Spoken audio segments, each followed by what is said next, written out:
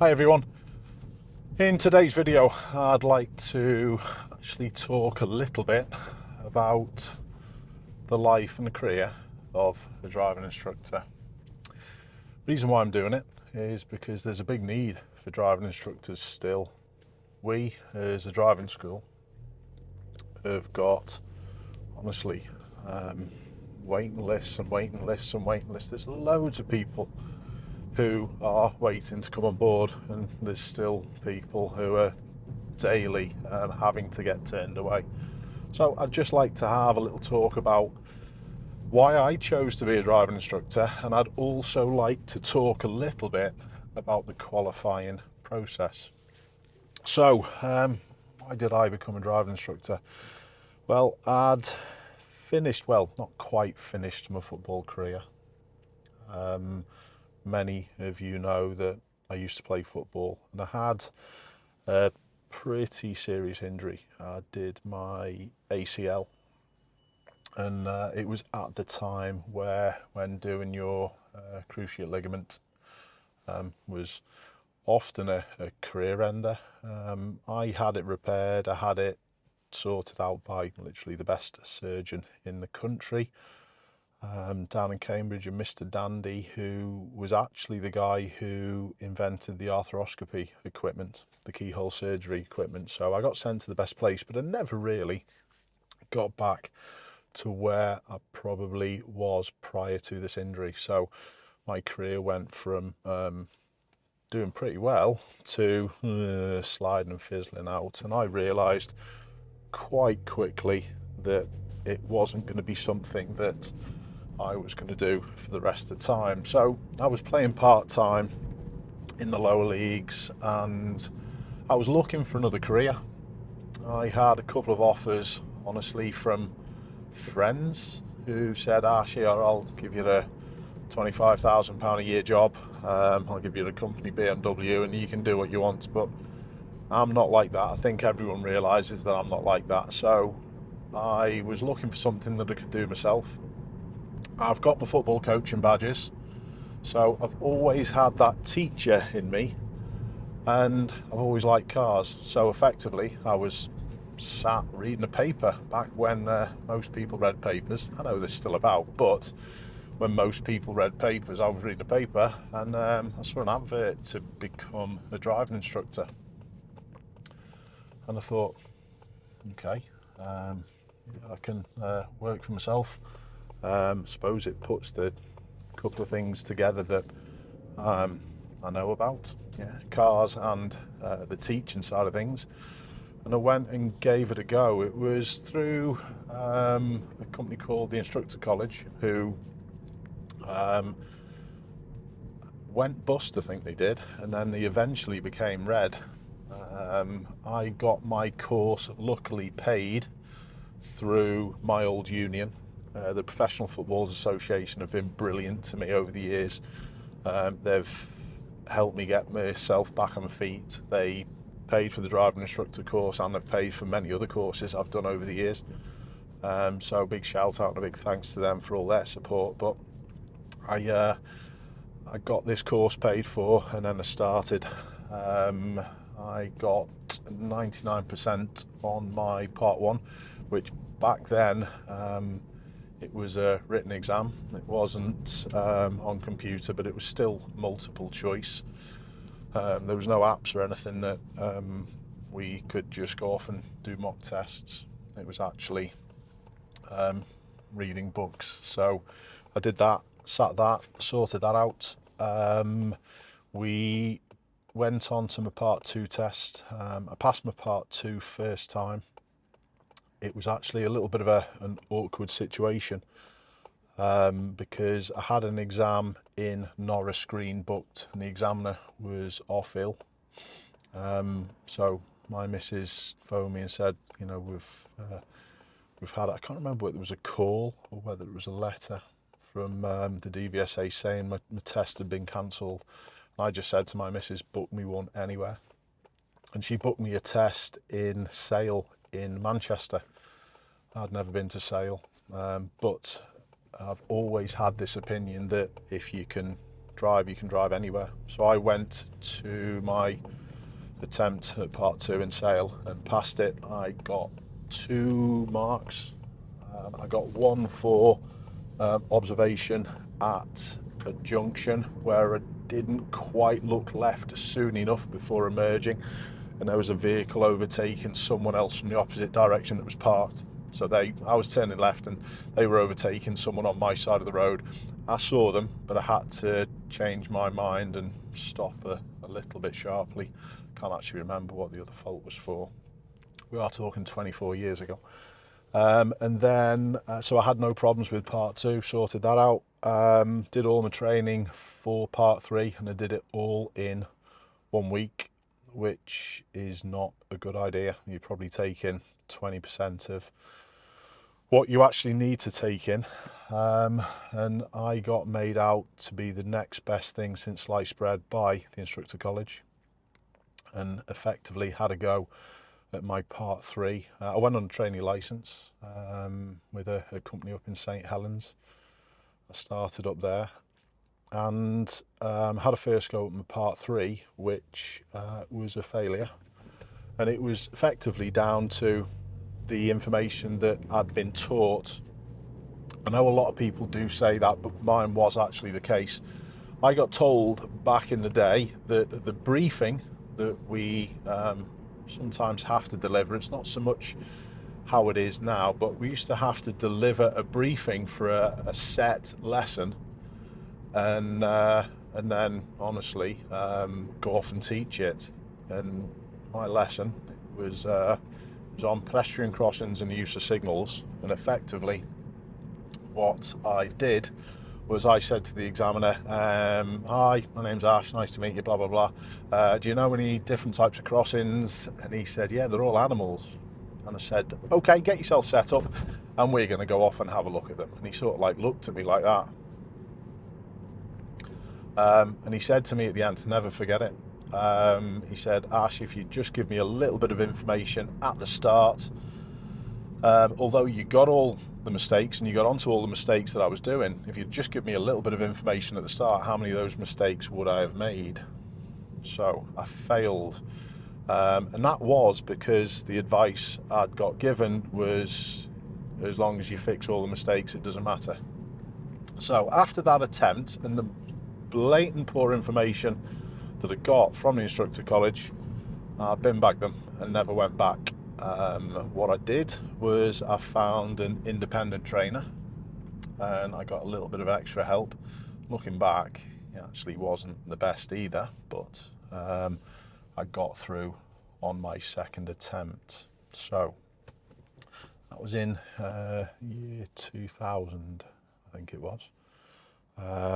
So here I am 24 years virtually later, and it took me probably 2 or 3 years of experience. Went off and did other different courses. I've done a taxi training course, done all sorts of stuff over the years, but it took me probably about 2 or 3 years only to then start passing my skills on to instructors. And looking back, I was very green, I was very raw, I was winging it, and in the end, I went to do some further training to actually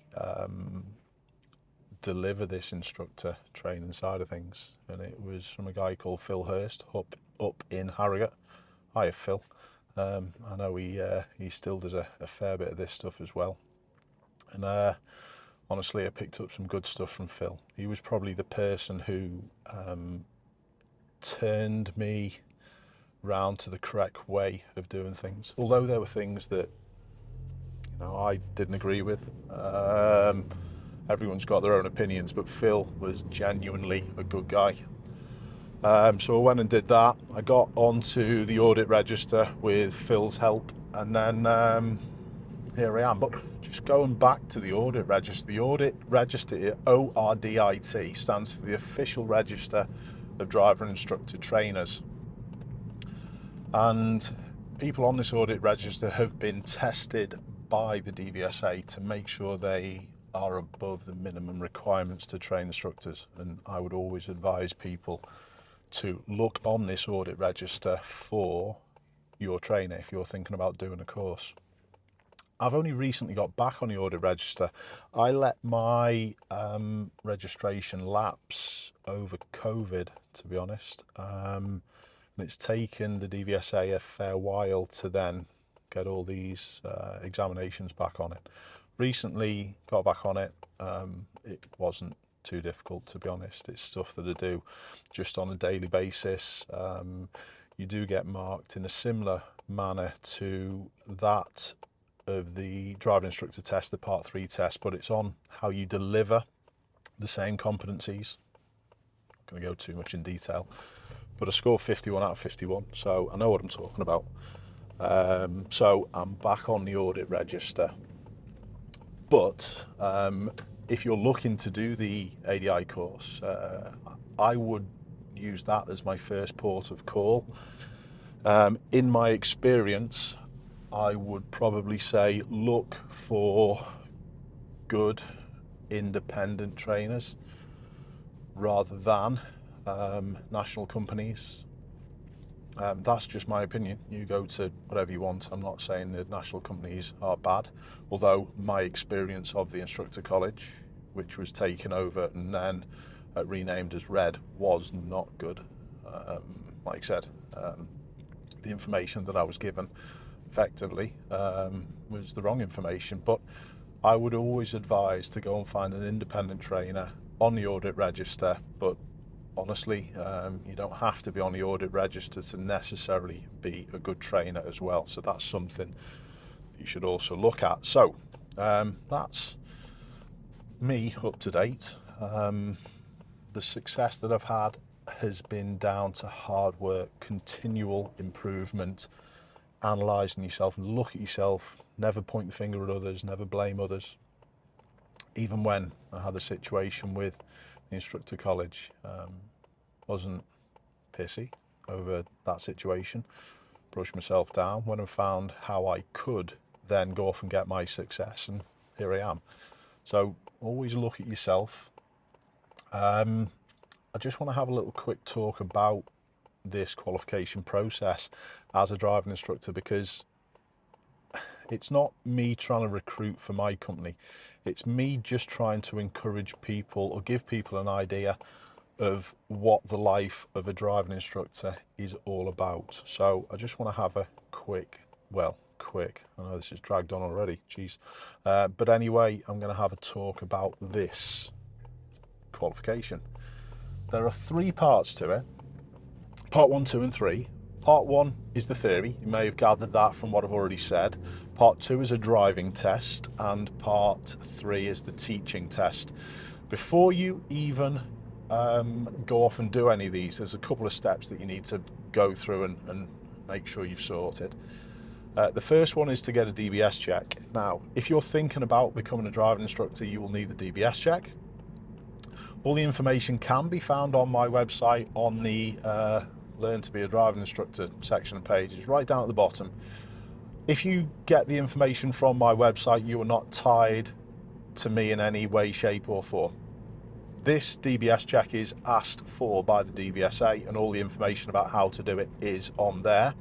It's free of charge, apart from you will probably have to go to a local post office, and I think it's paying £7 or £8 to get your information verified. So that's the first stage. The next stage is to then get registered with the DVSA.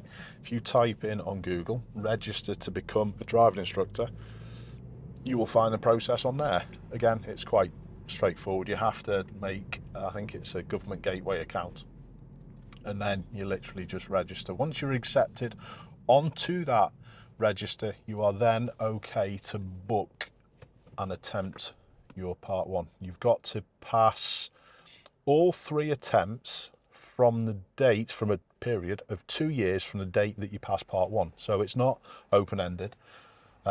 So what I usually do with people is when they're having a go at the studying and they're doing the studying, I'm going to go on to how you can do this shortly. I usually start the part 2 stuff, the driving stuff as well. That also keeps people interested and keeps people actually on the course, because the dropout rate for courses is quite high. A lot of people change their opinion. A lot of people maybe get a promotion at work and situations change, but I try and keep people interested by doing the part 2 straight from the off. So you study for your part 1, and the way that I get people to study is what's best suited for them. I do offer books and a study guide, but I honestly cannot remember the last person that took me up on that. I use a system called Theory Test Pro, and you can literally pay for it yourself and pay for a membership for the time that you're studying. It's really useful. You might actually continue that membership when you then become a driving instructor, because your students can also get a limited level of access on your account. That's effectively what I do. So Theory Test Pro, you can use that for your part 1. And the other thing is the books that I said no one's taken me up on. You probably need them eventually for explanations and certain things. So there's a pack of books that I'll put a link in the comments that I always advise people to go off and get. Not sure what this guy's doing. His front left wheel's a little bit flat. I'm just going to hold back and just stay behind him. I'm not going to risk it, just in case he's on his phone. So, yeah, part 1. All the scoring bands can be found online, exactly what you've got to get. There's different sections. I'm just being aware of this guy as well, because he's not been paying loads of attention. Is he just avoiding this queue and then wanting to go back into there when the road splits? So I'm just going to give him a little bit more room and space. Wouldn't surprise me if he puts a right signal on. He probably won't. Where's he going to go? Is he going to go round to the left, or is he going ahead? He's braking. No, he's going round to the left. That's all right. Just think he might be lost, so I'm just going to give him a little bit of space. All right, so part 1. It's a theory test, multiple choice. A couple of other parts to it, but I'm sure you can find a little bit about online. Part 2, we're going to move on to that, is the driving test. Now, what can help you with the parts 2 and parts 3 is the memberships to the channel. The memberships to this channel, the extra content that you get is for the ADI stuff. Part 2, £7 a month, £6.99, and the part 3 is £22.99 a month, or 23 quid virtually. And there's all different extra content on there. Me conducting training, me doing lesson observations with instructors who are PDIs or potential driving instructors, and giving the feedback after. So if you're thinking about it, that could be a big help. But the part 2 stuff, what are we looking at? I would probably say on average people take 12 to 15 hours approximately to get ready to a part 2 standard. There is a lot of change that people are generally going to have to do. I have had people pass part 2 with no training whatsoever, just watching my videos, and that's not even the membership, the part 2 training videos. That was actually people just watching the How to Drive Like a Driving Instructor series. So get going on them, and it's going to save you a right few quid. Part 3 then, that's the heavy one. That's the teaching test.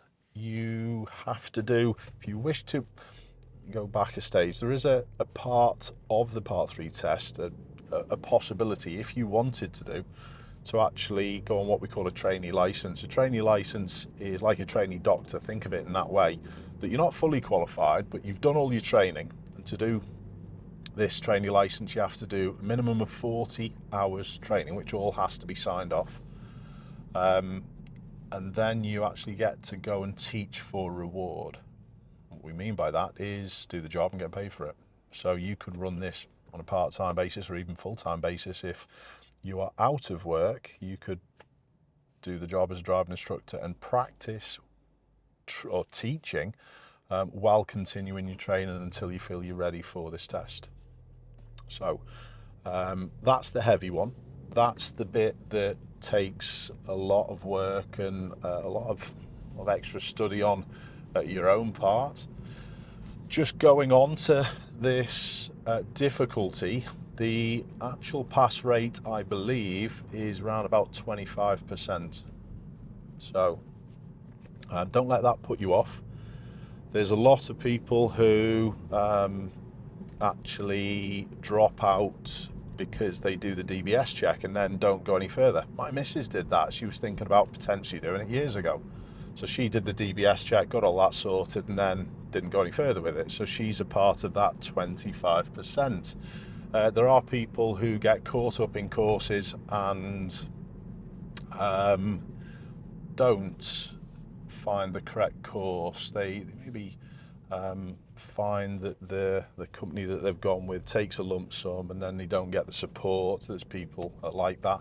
I've already mentioned that sometimes people go into their job thinking, oh, there's no prospects, there's nothing that's going to happen with this, and then this guy is awful. What did we say before? Did I point him out? Yes, absolutely. So yeah, some people get a promotion at work and then suddenly the life as driving instructor isn't required. There are also people who fail the course. Now, I've said that you've got to have the course completed and each exam passed within a 2-year period from the date of passing part 1, but you only get a set number of attempts at parts 2 and 3. You only get 3 attempts. So if you fail 3 attempts at part 2 or part 3, you have to start the course from the beginning again. This is where my camera cut off. So my main camera just shut off. So I'm just going to go back to what I was talking about. I was talking about the 25%. And although the pass rates are only really, really low, it's not something that you should be worried about and put off by.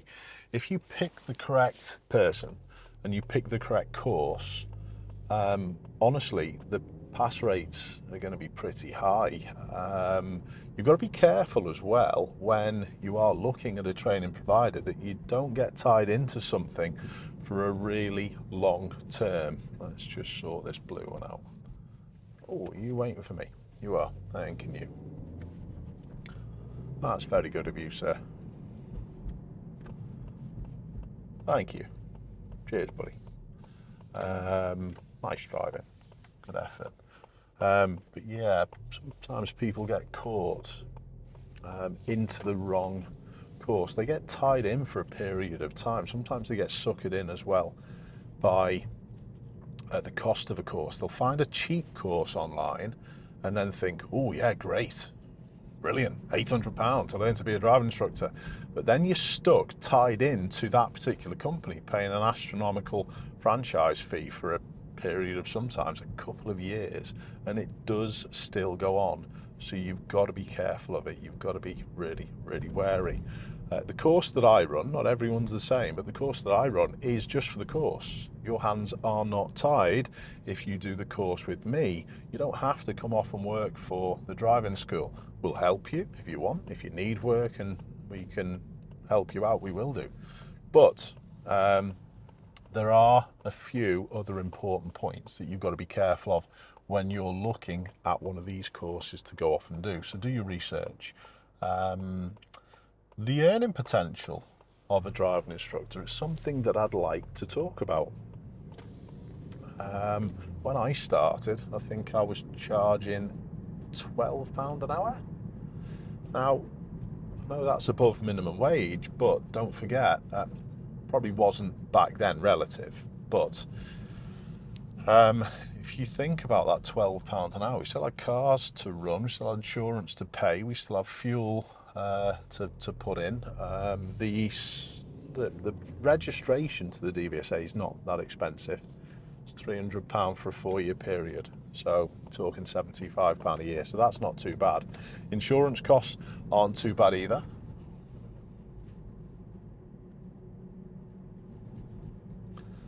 Camera's overheated again. Sod that, we'll just stay with this one. So yeah, the insurance costs aren't too bad.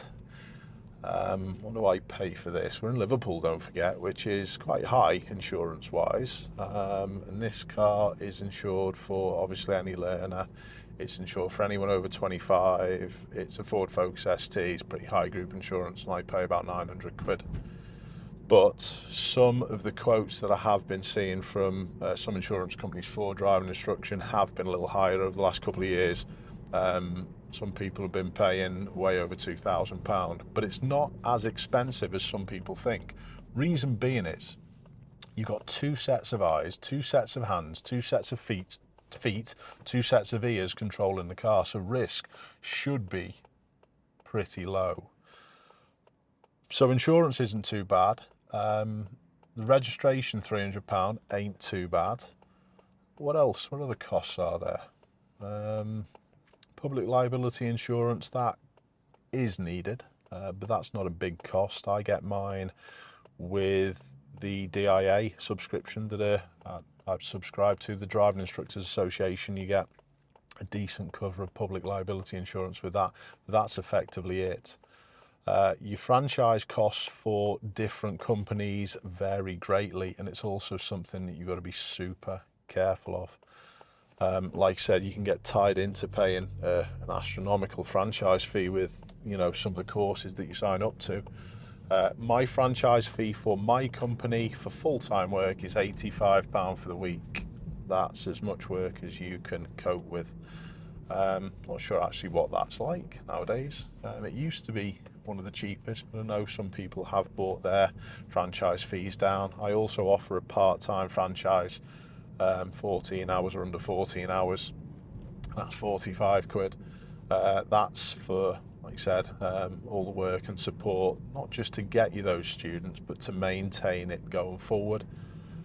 Work at the minute is quite easy to come by. It is something that a lot of instructors are choosing to do of their own accord straight from the off. But there are other problems with that as well. You can set up an Instagram page and honestly produce enough work, especially when the bigger companies like mine in Liverpool can't accommodate and fit any work in. It's actually easy to scoop up other work, but when things are going to get tougher, it might change, but don't let that put you off. I would also add and say that you could do with some support from a decent driving school for the first little bit to teach you actually what the job entails and how it works. I do that with all my instructors as well. Once they qualify, they get continual development free of charge, although many take me up on it. I think they're all scared of Ashley sat in the back, but yeah, I sit in the back quite regularly and then just watch people's lessons and then give them feedback. So therefore, when they get to what we call a standards check, which is the same process and the same structure as your part 3, once you get to that, you shouldn't have any issues because you've been, you know, doing things in the correct manner all the way through. So earning potential of a driving instructor then. Let's have a little think about it. My driving school, the manual lessons at the moment are £35 an hour.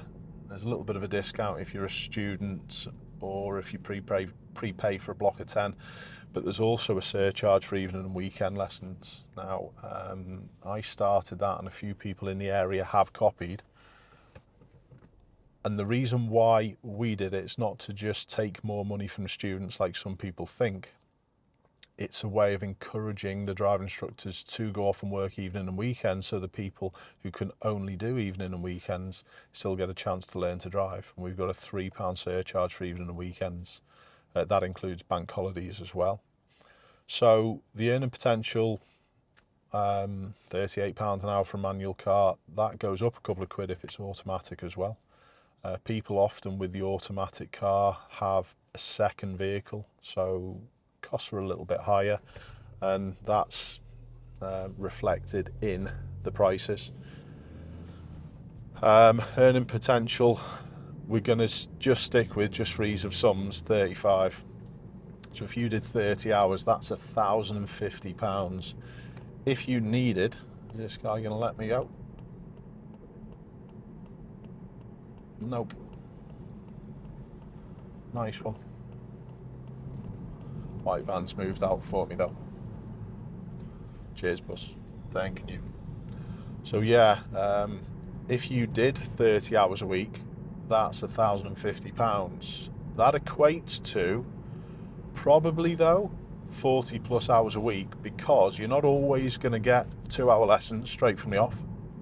They're a big help if you do 2 hours, but not everyone can afford £70 for a lesson or a 2-hour lesson every week. So I would say that for that 30 hours, you're probably going to be out for 40, 42 hours of the week. So you've got £1,050, I'm going to say 1,000. You've then got costs. You've got a franchise to pay for, mine's 85.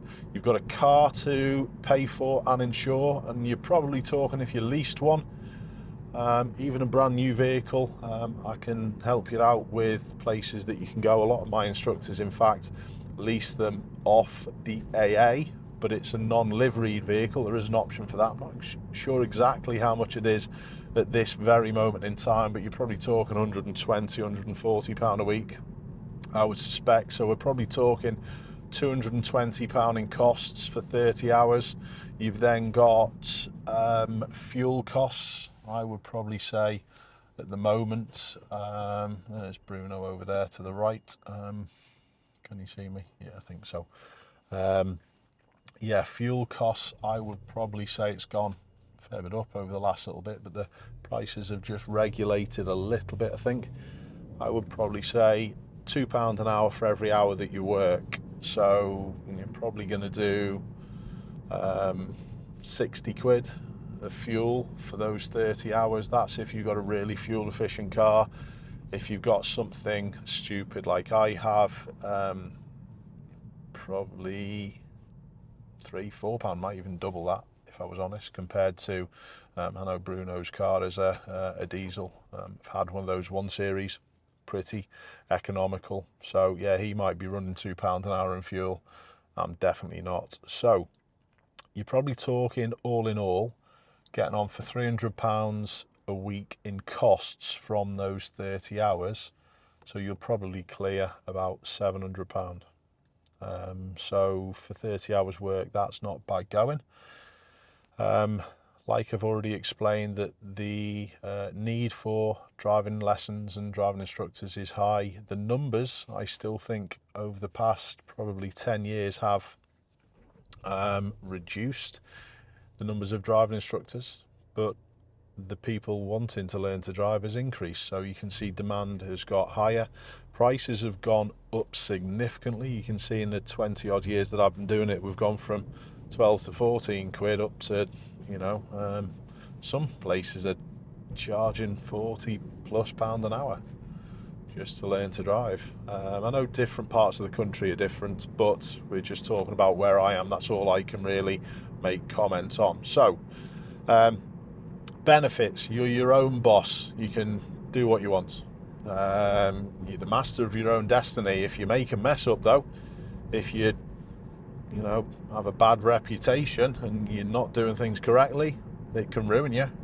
So you've got to be on your best behaviour all the time. It's one thing that I'm forever going on about. People understand that. However, you can earn a lot more than that £700 if you really want. If you think if you're doing 40 hours a week, you've got another £350 on top, where your franchise won't be any more, your car payments won't be any more, your insurance might be a little bit more because you're doing a little bit more mileage, but the only thing you're going to pay more for is fuel. So honestly, once you're beyond that sort of level, you can really make a lot of money. It's easily feasible nowadays to do £1,000 a week as a driving instructor. You're still going to work hard. What are the downsides? Well, the downsides, if your car breaks, what are you going to do? I have had in the past spare vehicles for the driving school when we used to purchase and operate the vehicles ourselves. We don't do that anymore. It was nothing but a headache. But if your car breaks, you're off the road. If you're ill, you're off the road. You don't get any holiday pay. You don't get any maybe medical insurance or even a pension. All these things have got to be included with your decision. So you could do with a decent accountant if you're thinking of doing this course as well. But honestly, I've not looked back. It was the best decision I ever made. Most of you will also understand and know, yes, that I've had a football career, but I've also got a famous dad who also used to play football. I don't talk about it much. In fact, I can't even think that I ever have. But anyway, it was the best thing that I ever did to get away from something to do with football and just work off my own back doing something that I do. So the course is difficult. It's let the boss out. Come on, buddy.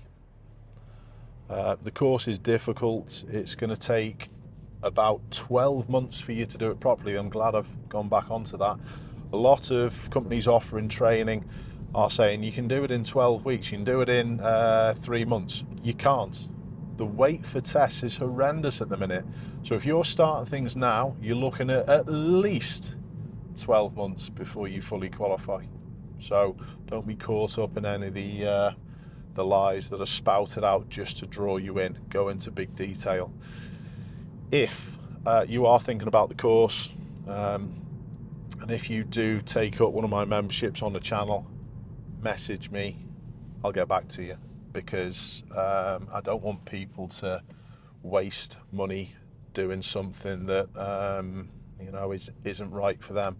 I'm happy to give people the advice. I was honest, it might even be an idea for me to try and get a list of decent trainers around the country as well, that I can maybe rely on pushing people towards them. So if you're one of those trainers who are on the audit register, you're independent, or you're a part of a smaller company, we're not talking of big national ones, if you want to get involved and help me out, yeah, we'll have a little look at what you do. I'm not sure how I'm going to manage that, but it's probably a good thing if I maybe even come and see people teach and see what their levels are all at.